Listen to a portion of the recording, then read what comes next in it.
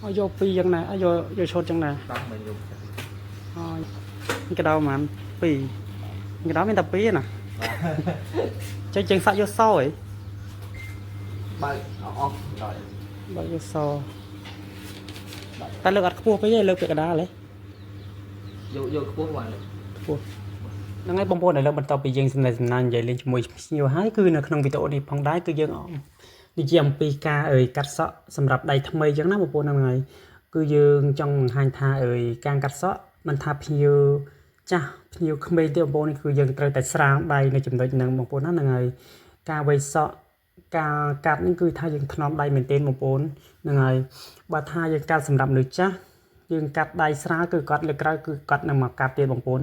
ទោះយើងកាត់មិនស្អាតថ្ងៃហ្នឹងតែកាត់ទទួលយកបាននៅការយើងកាត់ដៃថ្នមដៃស្រាលអញ្ចឹងណាអញ្ចឹងទេអានេះគឺជាចំណុចមួយសំខាន់មែនទែនសម្រាប់បងដៃថ្មីអញ្ចឹងណាបងប្អូនដៃថ្មីដែលគាត់តែវឹកហាត់ដែលគាត់តែរៀនថ្មីអញ្ចឹងបងប្អូនហ្នឹងហើយអញ្ចឹងទៅយើងបដោតឲ្យមែនទែនបងប្អូន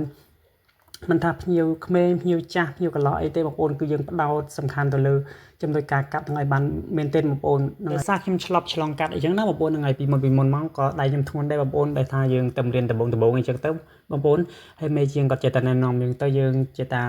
អនុវត្តខ្លួនឯងទៅយើងកែប្រែចំណុចក៏ដែលខ្វះខាតអីចឹងទៅក៏វា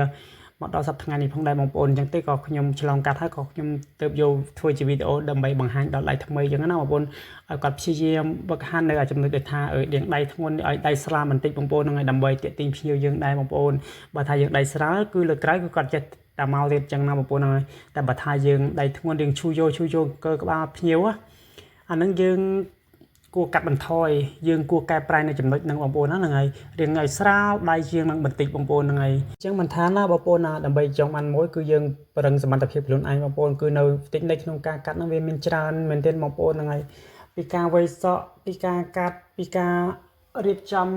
កាត់ហ្នឹងគឺថាមកស្អាតមកកាផ្លេហ្មងបងប្អូនហ្នឹងហើយទាំងរົບកណាត់រុំអីដូចគ្នាបងប្អូនបើថាយើងរុំកណាត់អត់បានស្អាតទេសក់មកកាត់មកអញ្ចឹងទៅធ្លាក់លើភ្ញៀវអីចឹងទៅគឺរំខានដល់គាត់អញ្ចឹងគាត់អាចនឹងស្ងៀមនឹងអីចឹងទៅបងប្អូនហើយចំណុចវៃសក់ហ្នឹងក៏សំខាន់ដែរបងប្អូនគឺថាវៃសក់ហ្នឹងក៏សំខាន់ដូចតែគ្នាគ្រប់មួយផ្នែកមួយមុខហ្នឹងគឺថា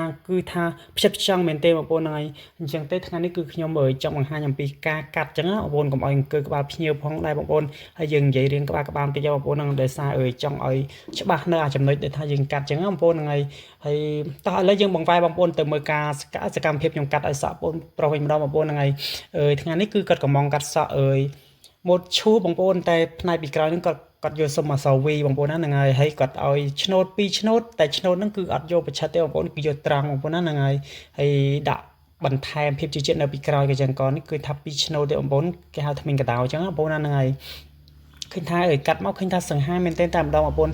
បញ្ជាក់បងដែរបងប្អូននៅចំណុចដែលថាលើកុំតិចណាបងប្អូនឃើញថាសពីលើហ្នឹងឃើញថាសក់ក៏រៀងបាសអញ្ចឹងណាបងប្អូនដល់ពេលយើងកាត់ទៅឃើញវាបាសទៅវាអត់ស្មើគ្នាវាឃើញរៀងឆក់កន្លែងហ្នឹងអញ្ចឹងទៅបងប្អូនដោយសារកន្លែងហ្នឹងវាបាសសក់បាសអញ្ចឹងទៅបងប្អូនដល់ពេលយកបាញ់ទឹកគឺថារៀបស្អាតវិញហើយបងប្អូនឥឡូវសមិទ្ធផលដែលយើងទទួលបានឃើញថារៀបរយហើយបងប្អូនឃើញថាស្រស់សង្ហាមែនទែនតែម្ដងបងប្អូននេះអានេះផ្នែកពីក្រោយឃើញថាអសវីអញ្ចឹងបងប្អូនហ្នឹងហើយយើងបន្ថែម2ឆ្នោតកន្លែងកញ្ចឹងកទៀតបងប្អូនអើយឡើងអេហ្មងបងប្អូននេះតែមួយដែលកាត់ពងកាត់អសវីពីក្រោយអត់តាមបានកាត់អញ្ចឹងអាចមកសាកកាត់បានបងប្អូនដោយសារក្មួយប្រុសកាត់ហើយឃើញថាស្រស់សង្ហាមែនទែនយើងអាចយកកាត់ជាគំរូបានអញ្ចឹងណាបងប្អូនថាយើងផ្ទៀងមុខយើងមើលថាមុខដូចគាត់អញ្ចឹងទៅដល់ពេលកាត់ហើយឃើញថាជាជាក់អញ្ចឹងហ្មងបងប្អូនអញ្ចឹងអាចមកកាត់បានណា